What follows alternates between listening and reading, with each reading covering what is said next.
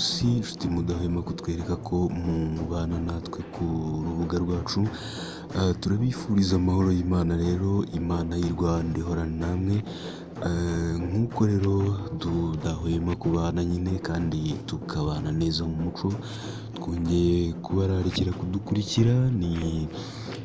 Ni ya gahunda nk'ibisanzwe, ni gahunda y'umuco n'umuziki, ariko byose bigamije gusigasira ibyiza dutunze by'umuco wacu, bigamije no gusigasira amagara yacu. Twongeye kubaha ikaze rero, turabaha ikaze muri iki gitaramo gitoya. Ni igitaramo kigufi ariko kibategurira igitaramo mbaturamugabo kizatangazwa rero mu minsi izaza. Ngira ngo muraza kubona hano ko turi kubyiruka nk'intore.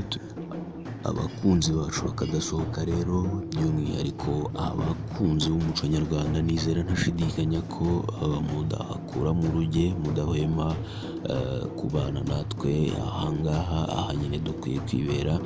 Navuga ngo rero abakunda umubyimba w'intore, abakunda ukwikunda, mukomeze mudukurikire kandi dukomeze gushyigikirana, dukomeze dufatane mu kiganza, dukomeze turandatane kandi twirinda ibyatokoza umuco wacu, dore ko nta handi wawusanga kuri iyi si.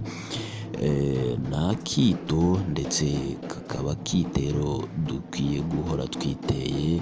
Ni umukiro, ni ubukungu ndetse n'ibyiza bihambaye turusha andi mashyanga. Ngaho rero nimwihere ijisho kandi ibitekerezo byanyu byubaka, ibitekerezo byanyu bizamura u Rwanda, biha amahanga, dukomeze kubana murakagira Imana.